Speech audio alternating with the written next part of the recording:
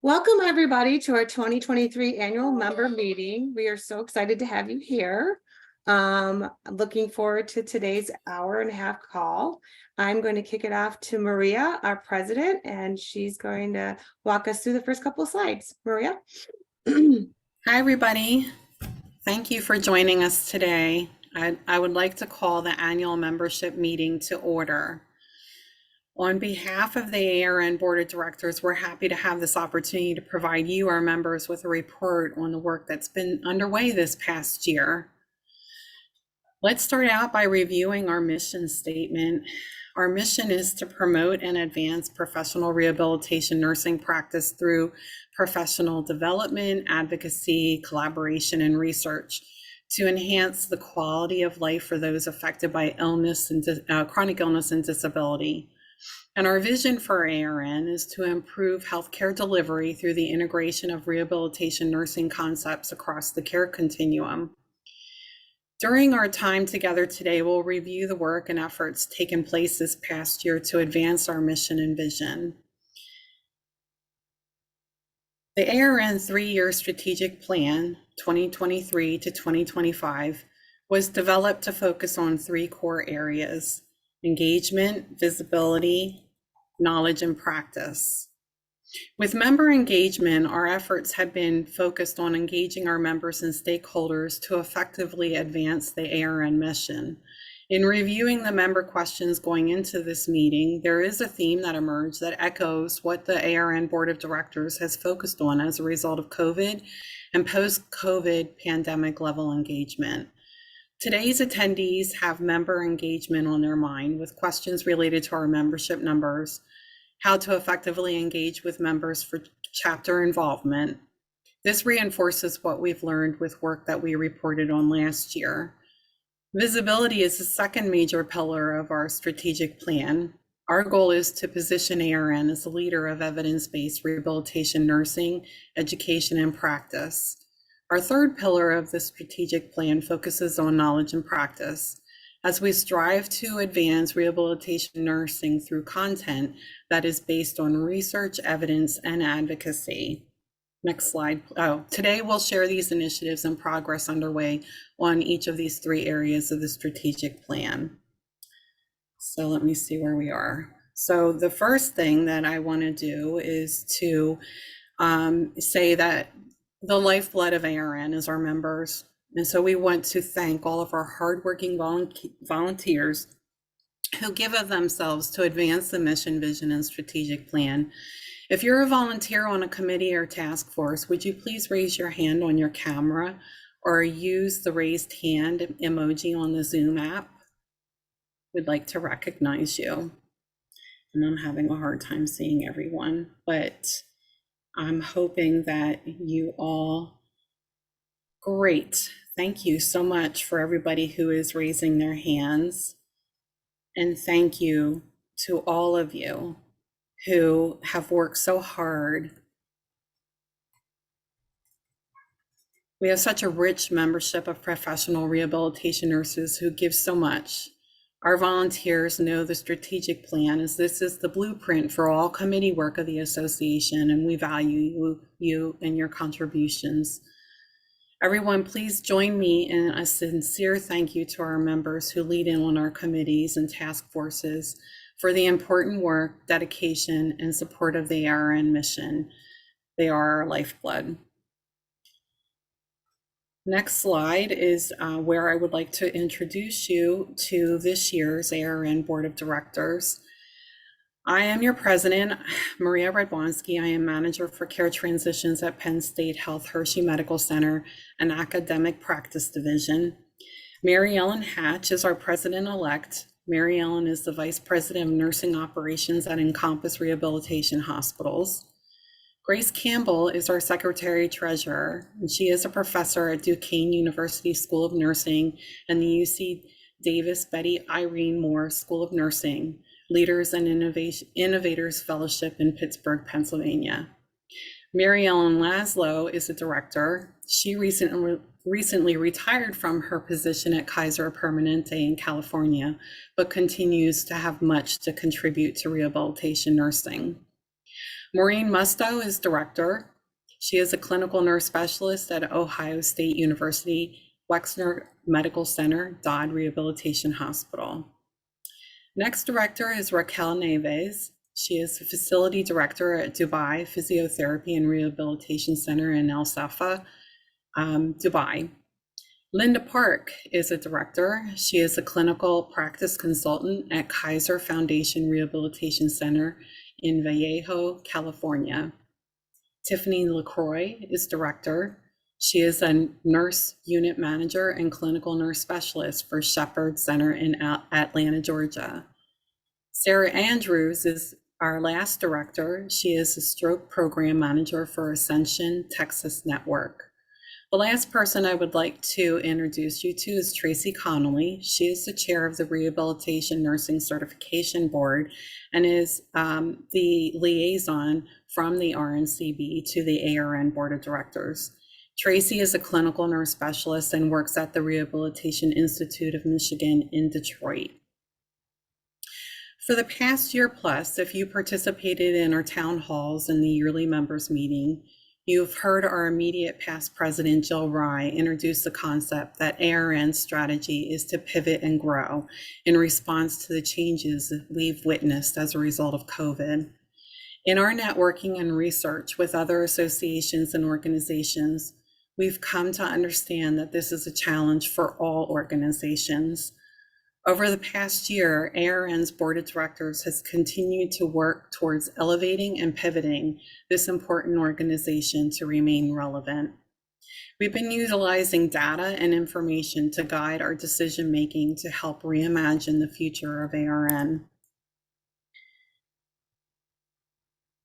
Healthcare is facing unprecedented disruption that may alter the needs of all healthcare clinicians, including rehab nursing professionals.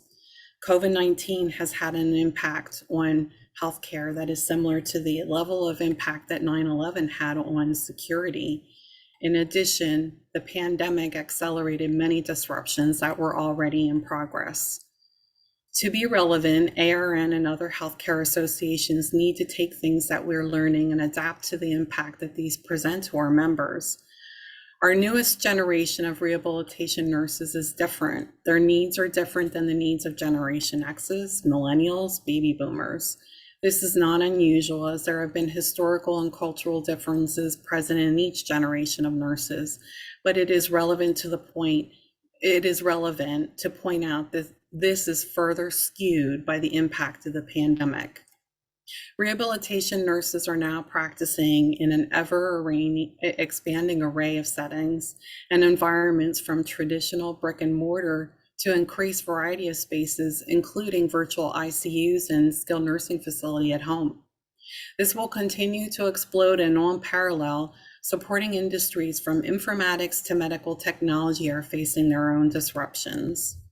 One such disruption is the open access movement, whose purpose is to provide free and unrestricted access to scientific knowledge.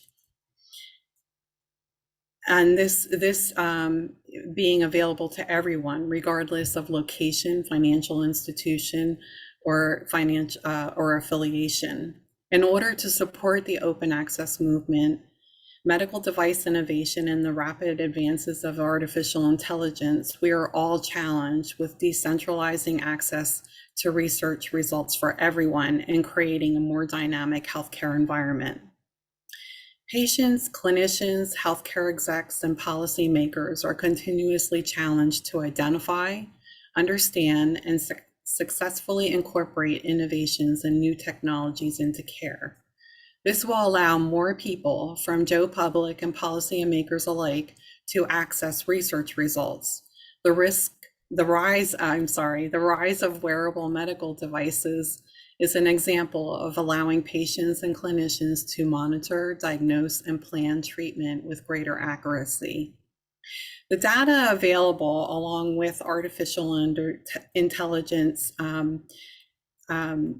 provides opportunities to potentially predict future clinical needs. Why am I bringing all this up? The implications of all this access to information is a change in the culture of care that is already underway, alongside critical incidences that have highlighted inequities and exclusion, which created additional mistrust in authority. This mistrust has spread to authority in healthcare institutions. These events have further impacted the perspectives of the latest generation of healthcare providers. We also understand from our surveys that younger clinicians have a lower level of view of their profession as a calling and tend to acquiesce the professional search for best healthcare outcomes, practice models, and organization of care to institutional stakeholders while they personally prioritize work-life balance. So as you can see, the ARN Board of Directors has been reviewing many data sources and exploring new avenues to meet the needs of our members who are working on the front line at the bedside. We recognize the disruptions that we've outlined. The ARN Board of Directors has been trailblazing the road to better engagement with our members. So how do we do that in a dynamic way? We've learned that as an organization, ARN needs to be more dynamic. We have held a series of think tanks working with ARN member volunteers to identify how ARN can meet and pivot in the face of a variety of disruptions. We have been exploring ideas and opportunities for better networking and involvement with the help of our member surveys and more recently the think tanks that I mentioned. We recognize that we have a vast network of proven leaders in our midst, and we want to tap on our leaders to increase engagement, create opportunities and resources to address ARN membership's professional stresses. We envision a mentorship program, for example, to connect members to each other. For example, last summer we had a call for quality grant awards. There were a limited number of applications for the ARN Advancing Science and Practice Committee quality grants. These were novice applicants for the grants. There was an opportunity to match ARN members with grant writing awarded grant experience to mentor the applicants to improve the grant writing skills. The mentors were not members of the award committee, and they were able to provide objective support. The applicants were able to receive the skills needed to have benefit. On a larger scale, there are so many applications for how we could do this. It's an investment of time and coordination, but there is an immense value. Imagine the outcome of the Rehabilitation Nursing Journal if we were successful in pairing presenters as new author candidates at this year's ARN conference one-on-one with veteran authors. Or we could assist bedside nurses, who are our largest member cohort, with mentors to provide them with the support and goal setting toward an identified future role aspiration. Our think tank participants told us that we need to understand the needs of our members and create relevant content around the identified needs. Another recommendation was to tap into our identified current and former local, regional, and national leaders to create synergies with encouraging engagement. I'm rolling two words into one there, sorry. One other important suggestion was continuing to develop the usefulness of our rehabilitation nursing competency model for the development of a rehabilitation nursing clinical ladder program that institutions could adopt into their setting. Developing the clinical ladder based on beginner, intermediate, and advanced domains of the model is useful and helps to demonstrate the natural progression of a rehabilitation nurse. I've mentioned but a few of the suggestions for our future potential.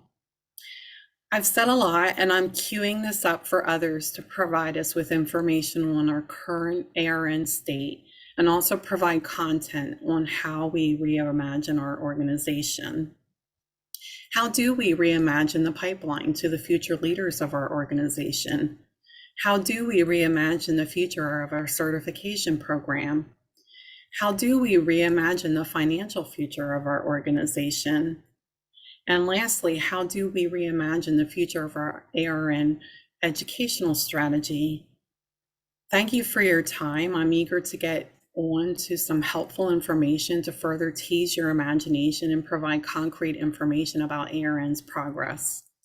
Next, we have Susan Kometz, our Nominating and Leadership Development Co-Chair, who will talk about our Leadership Pathway Plan. Susan?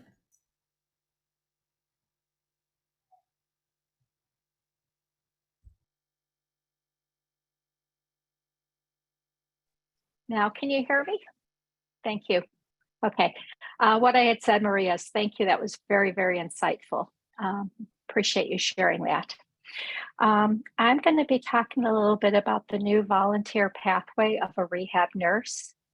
One of the things for the Nomination Leadership Development Committee, they did assess ARN's need for both leadership development as well as an increased awareness in ARN's volunteer opportunities.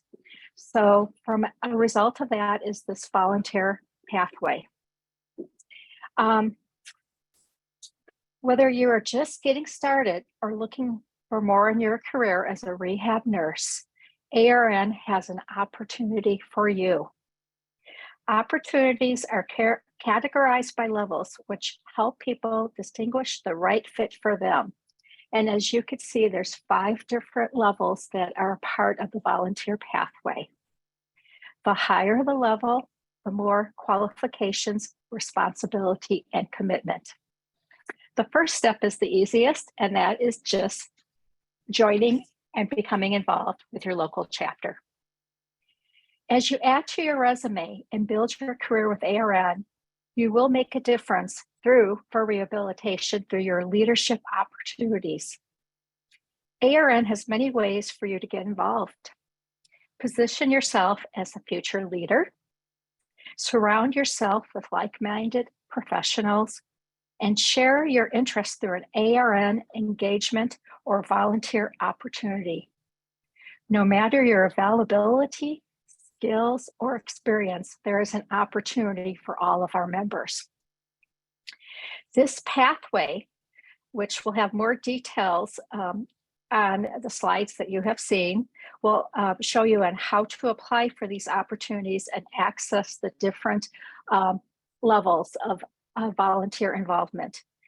This is going to be posted on our ARN website, and once it is, you'll have a chance to see this in a little bit more detail. The NLD committee is looking forward to highlighting this even more at our upcoming ARN conference in August, and I hope to see you there. And please let any of us NLD committee members, we will be there. Please reach out and ask, what opportunities are there involved with ARN for you. Thank you.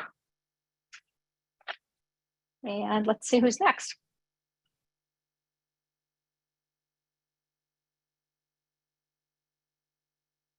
Thank you, Susan. Next, we'll hear from Tracy Connolly and Andrea Davis with an RNCB update.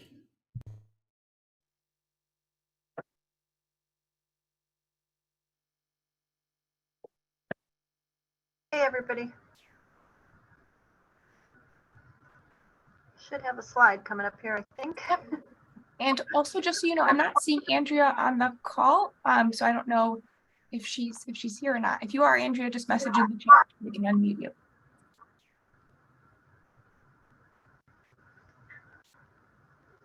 Thank you. So these are our numbers for this year so far. The renewal revenue as of April 30th, so for the first quarter, was Surgery Friday.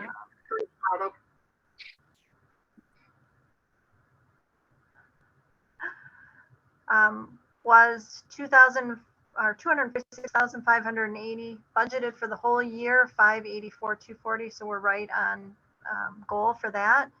The number of certificate applicants as of May 19th was 698. The budget was for 1,509, so maybe a little light there, but close. Renewals, again, this is for the first quarter, so we are right where we want to be for this year to meet our budget. And the number of renewals is about the same, 501 of 1,617, so we're on track.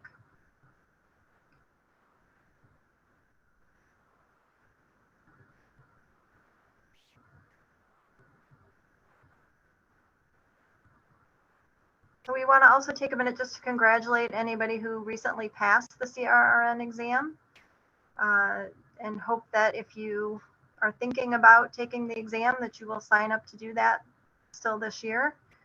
You have until June 30th to sign up for the current, and then there'll be another exam in December with an October sign up date. Thank you. Thanks so much, Tracy. Next, we have Grace Campbell, who will provide a financial report. Thank you, Maria. Hi, everybody. It's so great to be here with all of you. You know, the financial report is always a little bit weird because we could spend 3 hours talking about it, but I think that's a little too in the weeds. So I'm going to try to give you a summary that will be helpful, detailed enough, but not too detailed. So just to call your attention to a couple of things that we wanted to point out. So currently we are not too far off from our budgeted amount for operating revenue and operating expenses and the resulting net excess. So the key drivers of the variance to budget are primarily related altogether. So we have annual conference revenue, which is forecast to exceed revenue by about $29,000 based on actual sponsorship commitments to date. So that's really fabulous. Our sales department is doing an amazing job with that. Product sales to date have exceeded budget expectations, and we have had to realign our expectations a little bit because we've made some decisions about the CRRN prep products launch. We have decided to delay that a little bit for a variety of reasons, mostly related to the need to have the highest quality product. So that leads us to having a forecast that's about $24,000 unfavorable to budget for the year.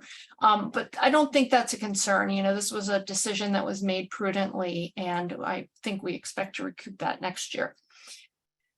Sponsorship related to corporate and institutional memberships is forecast to exceed budget by $9,800 based on activity to date. And this has been a really quite a successful program that we're watching grow this year. And I continue to expect that will keep growing. But that's been a nice revenue generator for us.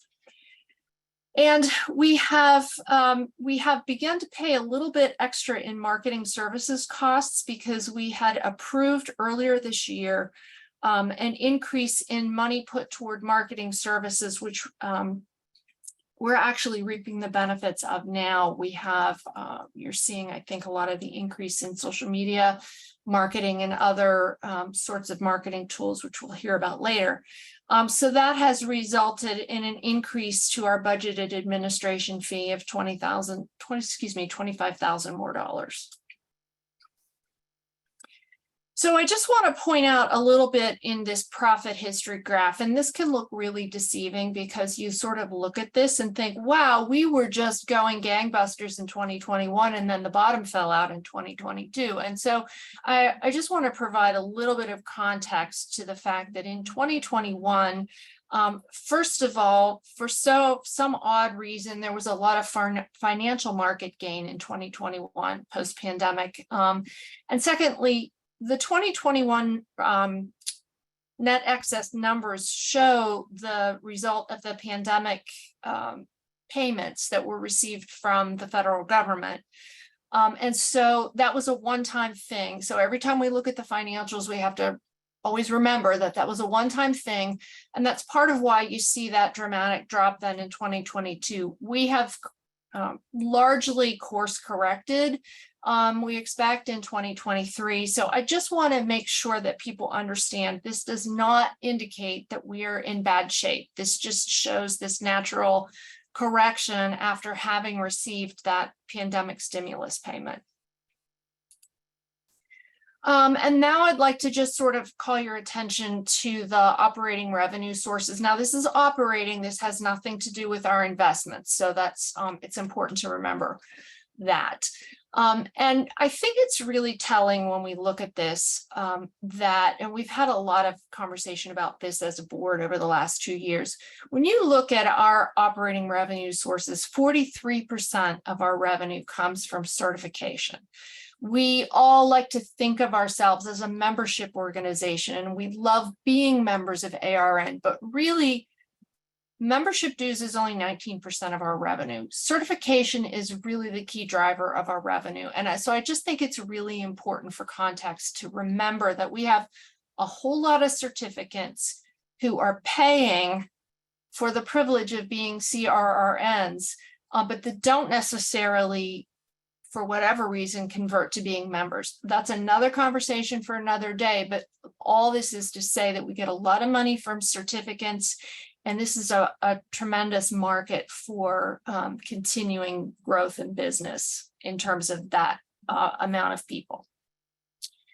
And then just to look at our reserve summary, and this is helpful in addressing some of the questions that people submitted in advance about what is ARN's financial health. This is a great snapshot of a way to think about this.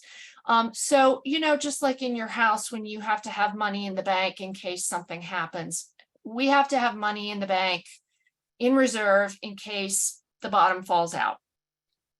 We have currently in 2023, we're forecast to have about a year of reserves. And that means that if things ground to a shuddering halt tomorrow, we could pay our bills for a year. Generally, best practice in associations, nonprofit associations like ours, is 9 to 12 months in reserve. So we are exactly where we should be. We do have enough latitude that when a large opportunity comes available, like when we bought the learning management system, we have enough cushion that we can invest in some of those kinds of things. So I think that's everything from my standpoint. I just kind of wanted to contextualize some of these things, and there's certainly time for questions and answers later. Thanks, everybody.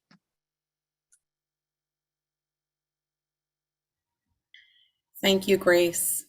Next, I introduce to you Mary Ellen Hatch, our ARN president-elect. Thanks, Maria.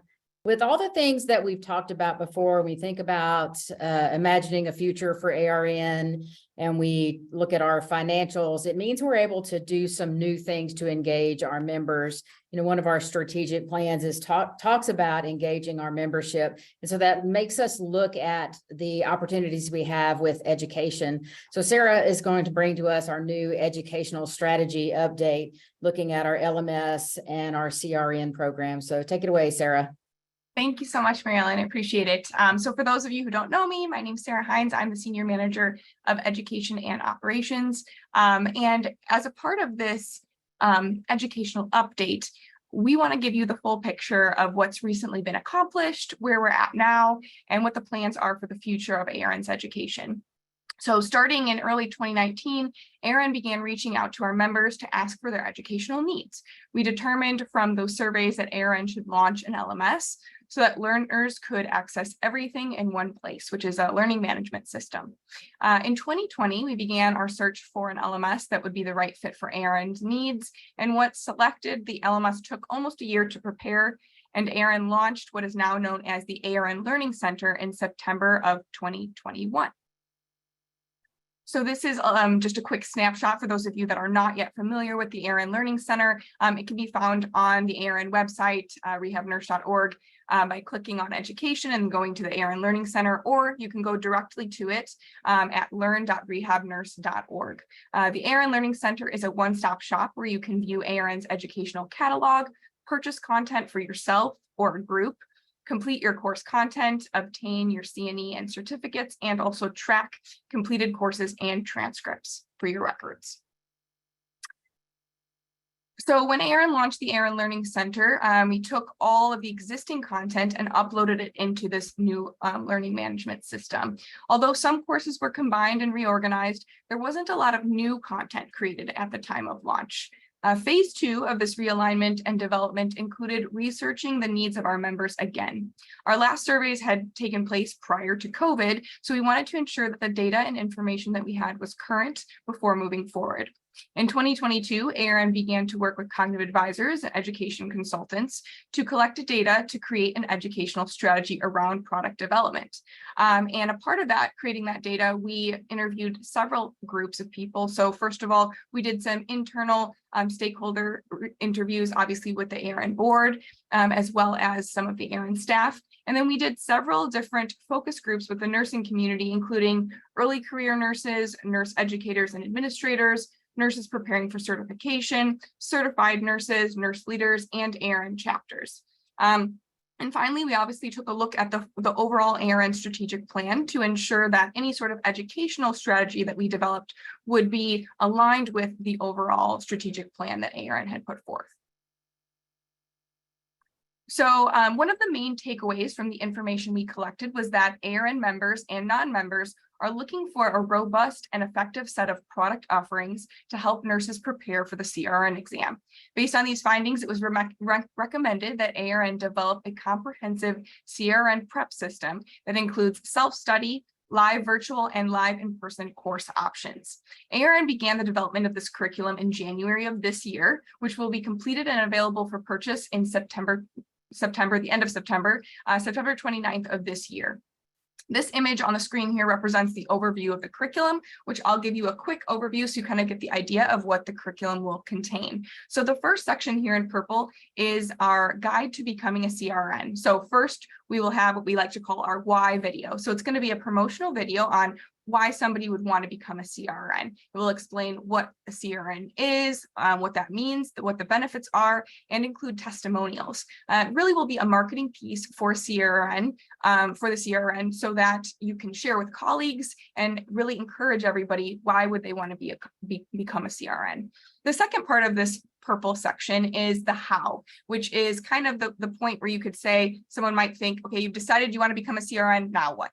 What do you do next? And so that will include a video that will have educational tips and tricks, as well as promo for this actual rest of the curriculum to encourage people to take this course. And it will have a companion study guide that will also include some additional tips and tricks, and including, an outline of timeline for when you should study and what content you should study, and that will all be aligned with the exam outline. So we're really correlating all that content together. The next section to talk about is really these course options, and this is the heart of the content of the curriculum. So ARN has used the CRN exam outline to develop a CRN prep course that will be available in 3 different formats. Each of these formats will contain very similar information, including practice exams and quizzes that will be interactive and provide feedback on whether or not why a question is correct or not. Micro video explanations of exam topics and article explanations of exam topics. The 3 different format options are the self-study, which is pretty self-explanatory. It will be a way for somebody to go through the content on their own, on their own timeline. And then we have 2 instructor-led options. The first will be online, and that will be provided by ARN. We will schedule specific dates that course will be available that people can register for. It will include live online instruction from a variety of different subject matter experts in these areas, but it will still also include some of that on-demand resource and information, meaning people registered for the instructor-led online will still have access to the practice exams and micro video explanations and articles to do on their own time. So it's really the best of both worlds to have some live time to answer your questions, and have instruction, but also to study on your own. And then lastly, we have the in-person instructor-led. This is primarily going to be provided for institutions and chapters that would like to put on their own in-person courses. And so what we're developing right now, and that's going to be available, is really an instructor guide.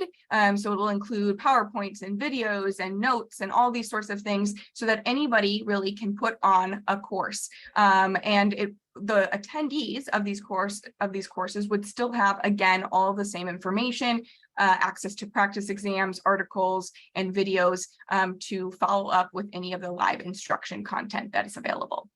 The last section here that's orange is our rehab nursing knowledge base, which will at this point consist primarily of a digitized version of the core curriculum.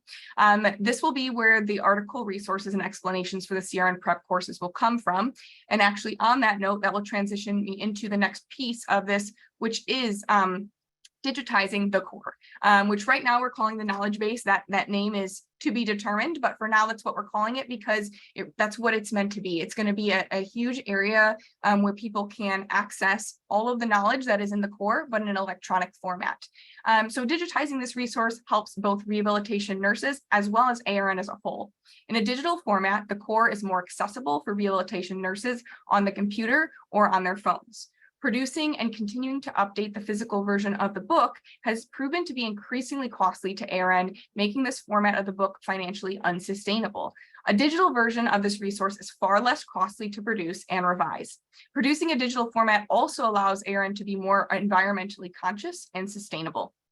Digitizing the core allows updates and revisions to be made in real time as needed, rather than waiting for a 5-year renewal cycle to update outdated information. This way, learners are given access to content that is more current, in a more accessible format, and also less expensive to purchase. The pricing is not yet finalized, but it will be available as a part of a subscription.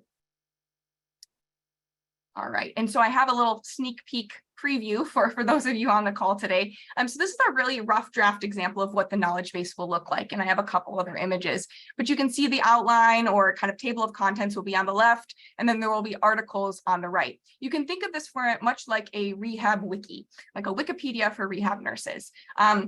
In this new format, the core is broken down into articles, which are much more digestible and searchable. At this stage, there are no major adjustments being made to the content of the 8th edition of the core. We're simply segmenting the chapters into articles and uploading them into this digital format. Once this has been published, we will begin the next step of reviewing the content to see if any updates are necessary, since it's been just about 5 years since the last update was published.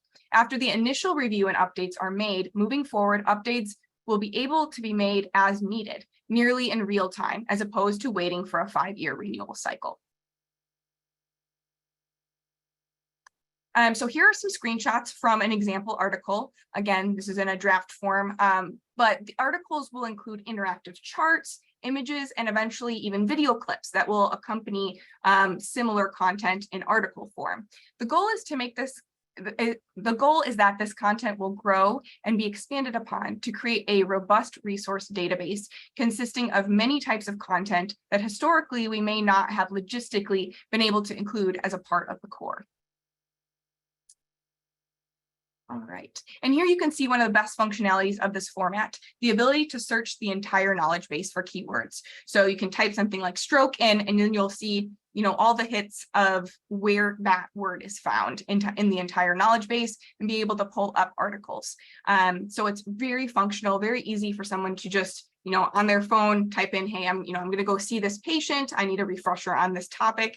Type it in, can read it instantly, even watch a video, etc. Feedback collected from various test groups so far has been overwhelmingly positive.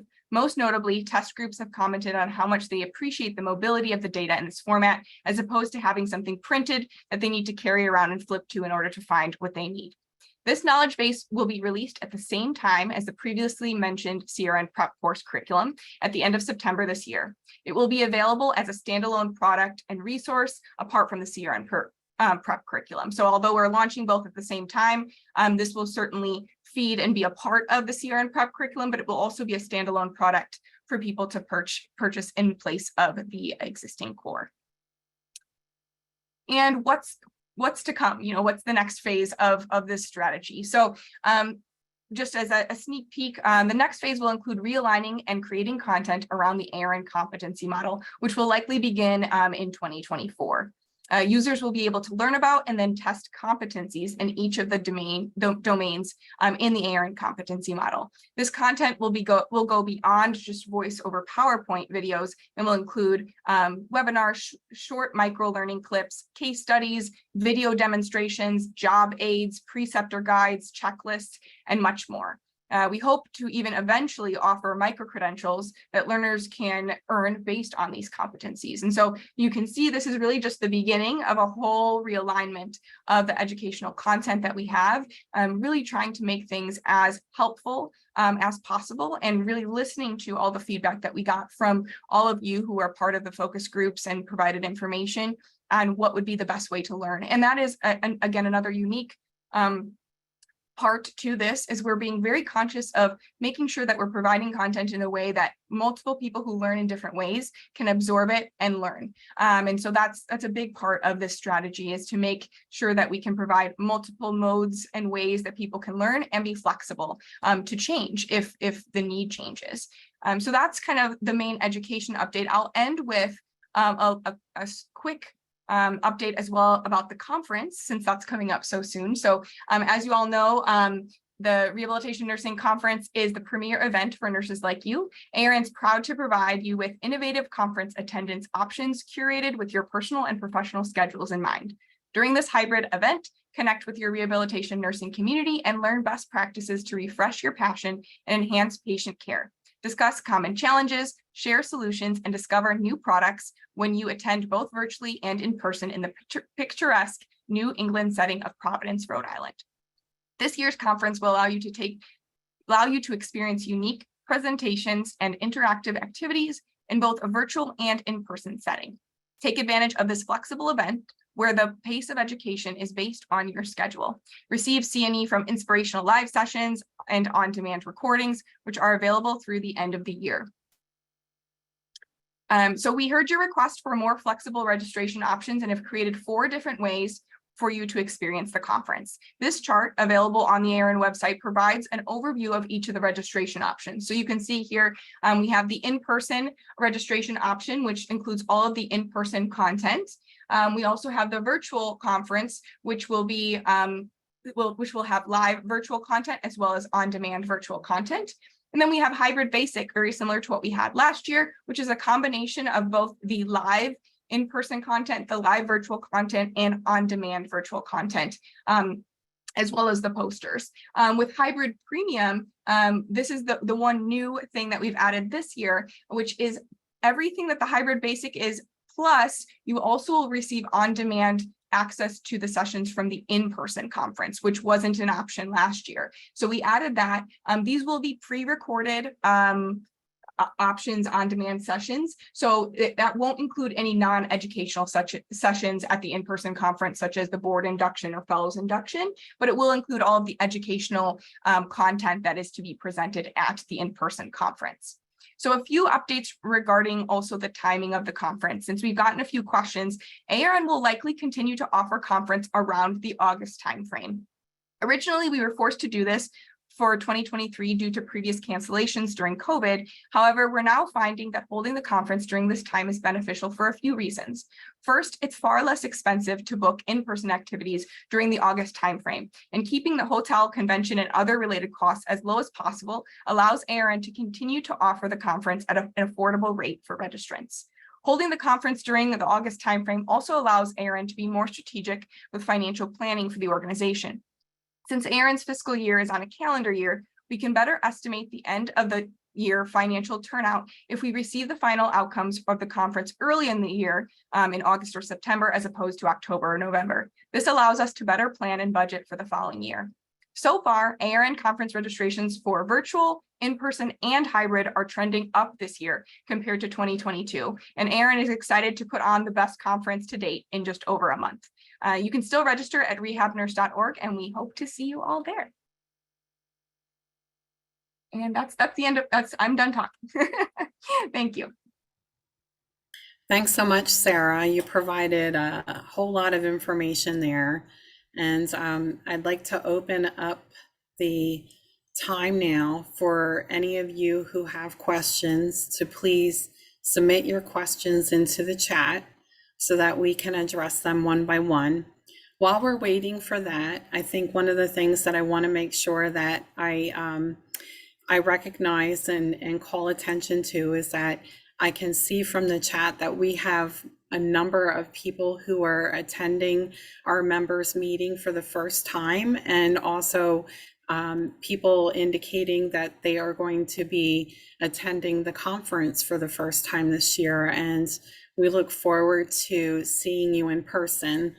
You know, as always, we're going to have an exhibit hall for the in-person conference, and in the virtual conference, we are also going to have networking areas. And I look forward to meeting as many of you as possible. I would really love to make sure that I connect with each of you. And I know that I speak on behalf of the ARN Board of Directors, who will all be participating and networking with our members at both conferences. So another thing that I'll mention here as we wait for questions to roll in is that I did notice in the chat that, you know, the concern that we have a limited number of our members on the meeting live this afternoon. And yes, I do agree that it is difficult to make a time available to meet everyone's needs. And I just want to remind you that we are going to have this, Betty. I saw your note in the chat. We have recorded this session, and this is going to be made available to all of our members so that people can access the information that we're sharing today and be informed. So that is really important to all of us. So I appreciate that comment. So let's go and see what questions that we have here. Do we collaborate with the case management professional organization? And I don't think that we currently have an active relationship with the case management professional organization. That is something, Anne, that we can certainly consider. We do have a number of collaborations that have been ongoing. For example, the orthopedic nurses we have been collaborating with, and we have recently penned two different guidelines for two different conditions on frailty fractures. Those are things that we did with the orthopedic nurses. We also have an ongoing relationship with the neuroscience nurses. And we always want each year, as we look at and strategize where we need to head next with our objectives and meeting our strategic plan, we do revisit that. So that, is certainly, something that we can take a look at moving forward. And Maria, can I add to that? Sure, Gail. Typically, Anne, when we do collaborations, it's usually we need to have something to collaborate with. So it's difficult if there's nothing that's aligning with their mission and vision. So, if you have an idea, the board would be more than happy to talk with you. But it's hard for us because typically we have to come to the table with something to collaborate on. I've noted if we come to the table and just say, hey, let's collaborate, usually it just falls on deaf ears. So if you do, please feel free. And if we, as a board, we discuss, maybe there's some opportunities, but if you have any feedback for us, please feel free to contact myself or Maria, and we'll be happy to work on that as well if you think there's an opportunity for us. Thanks, Anne. Are there other questions? I'm sorry, I'm trying to scan through and look at this discussion at the same time. Anybody have anything to add?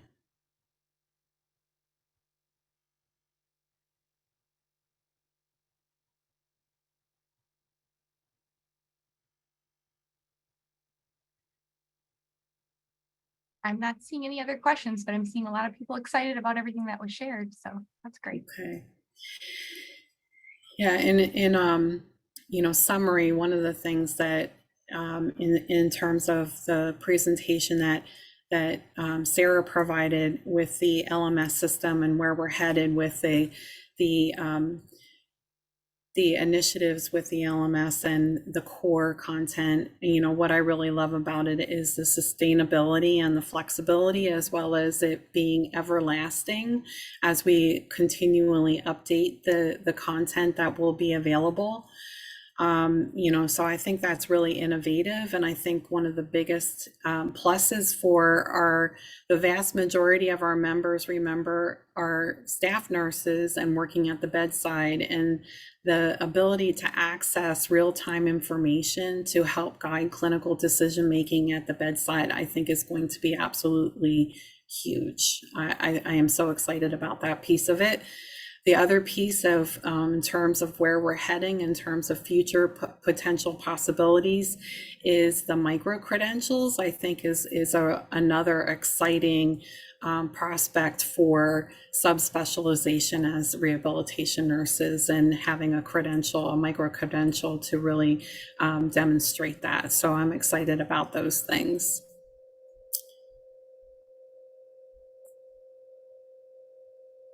So we have an update about RNF is a question that Pat Quigley presented. RNF is pretty much, chugging along as our sister organization, where we receive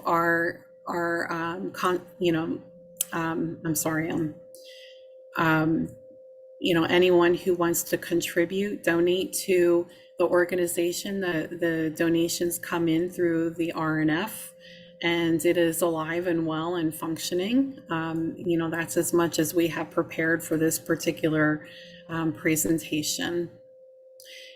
Another question from two different folks here is about the micro-credential.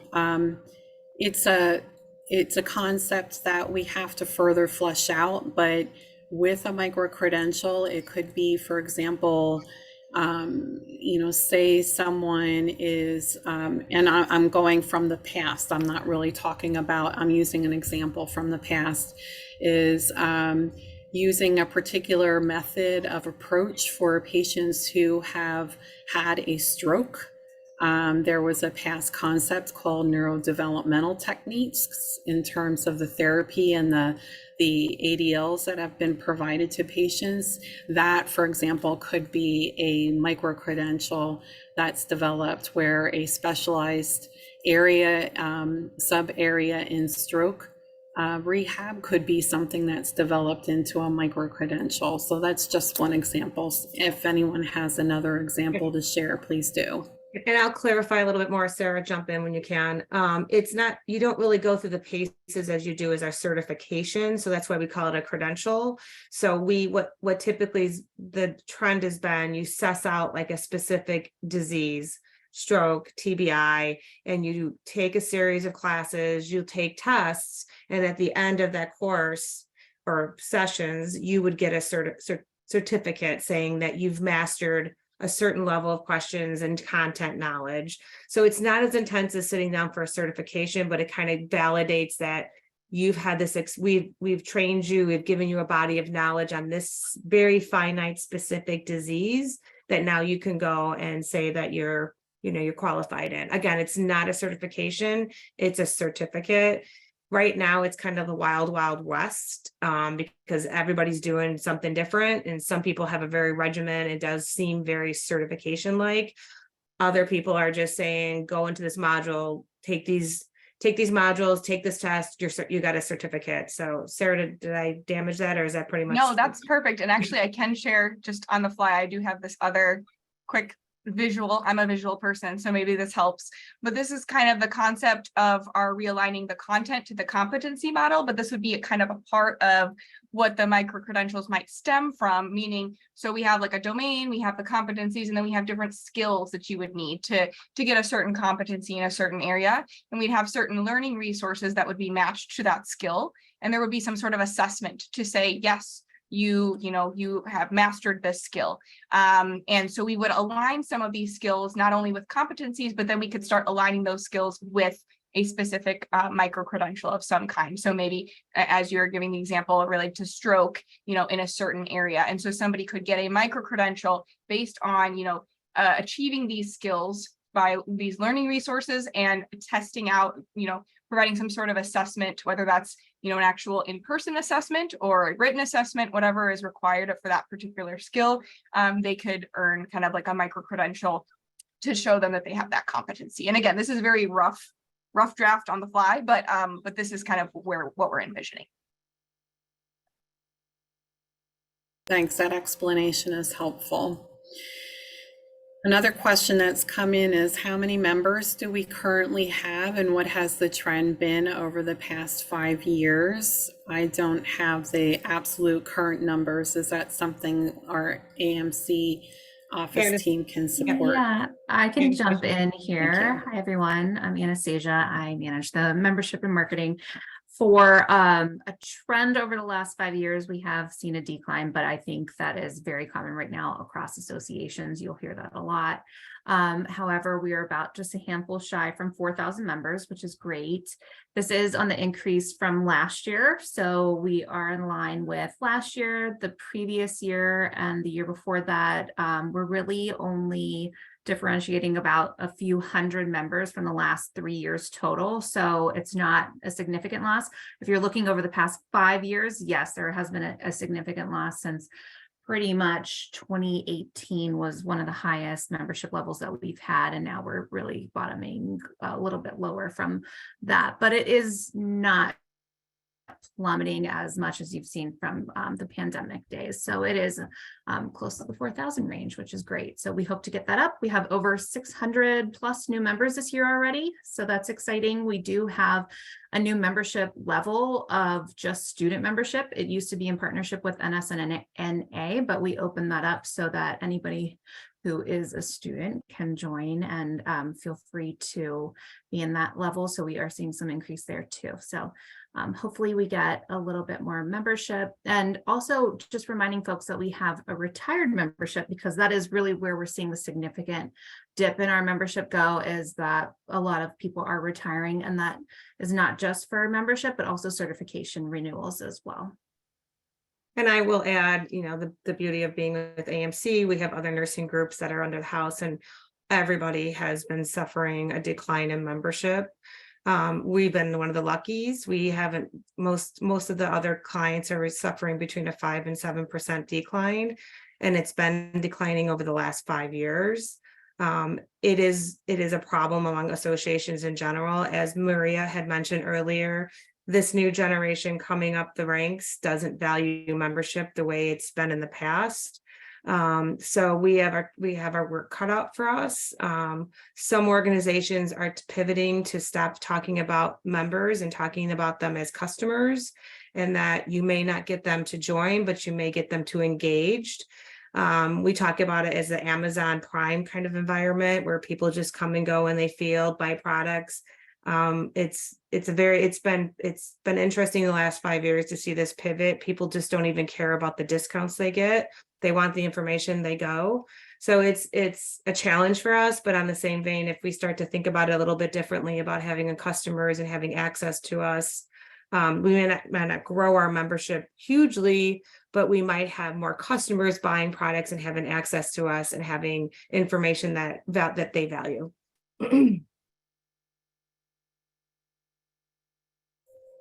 Thanks, Gail. There was a question related to retired, someone who is retired. We do have a retired status, and Anastasia has put the link in that to that in the chat. There were also questions related to what do we know as far as the registered attendance so far for this year's conference? And someone was looking for some information related to trying to decide what's the best option for attendance at the conference. Yeah, I can provide that update. So right now, as I mentioned, we're ahead of where we were last year in terms of revenue for registration. We are at in terms of the amount of people, we have 475 people currently registered for the conference. So we are definitely in a good place compared to last year. In terms of the best type registration options, I can reshare the screen here and go through these options again. And I'm happy to answer any questions too offline. If any of this doesn't make sense, please feel free to reach out to me. And I'd be happy to walk you through this. But in summary, the in-person registration will only give you access to the in-person live content. So this would be just if you're planning on kind of going to network with people, see a few sessions, this will be a good option for you. If you want to attend virtually exclusively, this virtual registration option will be good for you. It will include some interaction, some engagement opportunities, but primarily it will include a lot of CE, a lot of on-demand content in addition to live presentations, and as well as the virtual poster hall.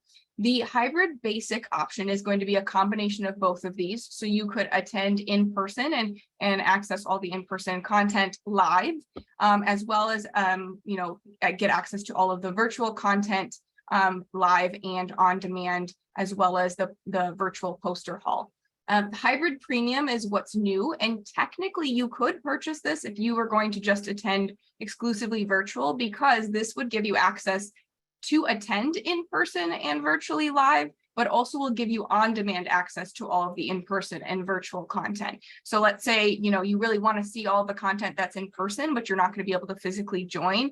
You could purchase hybrid premium and you will receive every single educational session that's happening at the conference on demand, plus being able to attend all of the live virtual content. And a quick comment on the poster hall too. The poster hall will be exclusively virtual this year, meaning it will only be accessible by the virtual hybrid basic and hybrid premium audiences. However, we will have a lot of interactivity with posters on site live. We're going to have some micro presentations where the poster presenters will actually be presenting 15-minute presentations on their poster, as well as we're also going to have a lot of roundtable discussions with the poster presenters live that people will be able to get CE for participating in those roundtable discussions. So we will still have a lot of opportunity to engage with poster presenters and get CE for those roundtable discussions. You just won't have access to the full poster hall that is virtual unless you're signed up for one of the virtual hybrid basic or hybrid premium options. So hopefully that gives a little bit more information. I see there's some questions about the chapters. We don't have, and Anastasia, you can kick in here. We don't control whether they reach out to you as new members or not. So you're asking if the local chapters reach out to new members. It would depend on what your chapter's process is. You'd have to talk to your chapter president or the membership person. We don't have a lot to do with their day-to-day operations, so I don't know what their process is. Anastasia, I don't know if you could help them to get in contact with somebody. Sure. It looks like if you're in the Indiana area, you wouldn't really be associated with a chapter that would be near that. So if you wanted to be in touch with the closest chapter, we can definitely help with that. We do have a chapter support committee. A few of you are on the call. I see Tiffany, and I know that Nancy Steinenbeck was there. So we do have a great committee that volunteers that can help with this. So I will definitely reach out offline. Sarah, could you answer how many of the 475 are in-person registrations? Yeah, so currently we have 148 people registered for in-person only, 197 registered for virtual only, and then we have between the two hybrid options, we have 130 registrants. So we currently are trending higher in virtual. And then obviously the hybrids can be people who are choosing to go in person or virtual or both. But that's the current numbers.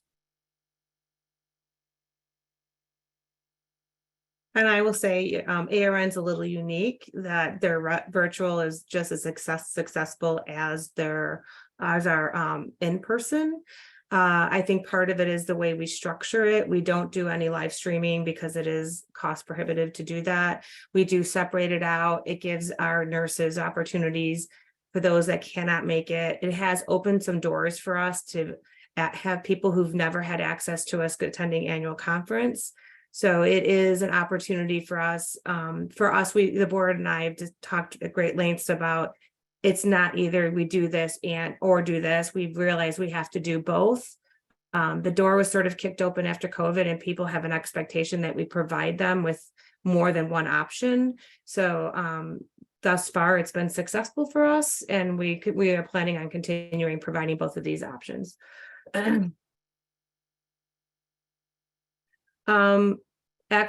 Actually, Pat has asked a question about the awards and FAR induction can be presented in both person and virtual. We're working on revisiting this and changing the structure about the award ceremony. So stay tuned. It's still under construction at this point, but we are going to think about where we are looking at doing things a little bit differently when it comes to the awards and FAR, and making it more of an in-person, possibly having a sponsored event. So hang tight, Pat. We're heading down that way.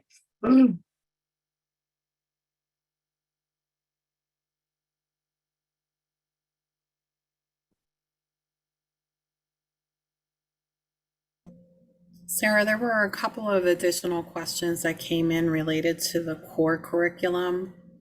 One question was if the core curriculum will have a cost to it if offered digitally, and if so, will those who have already purchased the core curriculum need to pay again? So great question. So basically the way that this new updated rehab nursing knowledge base is going to work, which is the electronic version of the core, is that it's going to be a subscription paid product. And again, we don't have the pricing figured out yet, but we are hoping it's going to be a lot more affordable. So you can purchase, the content for a month or a year or however long you want to. As opposed to paying a bunch of money for a book at one time. In terms of the question about will you have to purchase the book again? No, the content will still be current in terms of the core 8th edition book, as long as that is the content. Now, obviously, as I mentioned, we are going to start updating the content as time goes on to make it more current as the years go on. And so you don't need to repurchase the book. I'm sure it'll still be a good resource for you, but if you want to have the most up-to-date content, you're going to want to subscribe to the new knowledge base, which will have a lot more information, and again will continue to be updated as the years go on. And one of the associated questions for the core curriculum, also from Ryan, was with it coming to virtual instead of the physical book, will there be CEUs to obtain from interacting and reading the chapters and topics? Yeah, I mean, that's a great idea and a great point. It's definitely come to mind. In its initial form, no, that will not be an option, but that's not to say that we won't potentially do that in the future. For now, we're just trying to get the information out there, but I could definitely see that being a possibility in the future as we develop things. So great question. Thank you. I think we've addressed all of the questions, but I'm going to rely on other people to help me see that. But I think we have.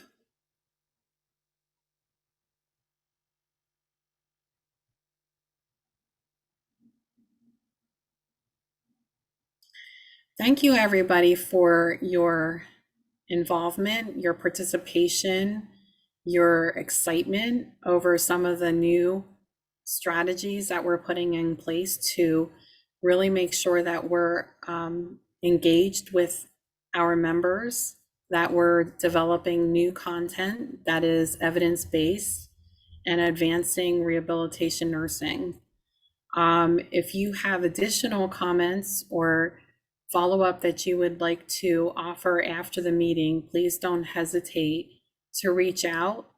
You can reach out to me and all of the members of the board of directors, as well as our fabulous support team. We have such an awesome support team that is really helping to facilitate and drive the future direction for our organization from our office team. And so I do want to recognize Gail Irvin, Sarah Hines, Anastasia Fidati, Mel Moynihan, Samantha Sperling, I'm sorry, Samantha, I didn't mean to do that. And the rest of the team that works with us every day to really make sure that, our chapters and our organization as a whole really continue to, move us forward in meeting the needs of our membership. So thank you so much. We really appreciate you. Thanks everyone for your time. I think I should officially state that the membership meeting has occurred, and I officially close the meeting. Thank you.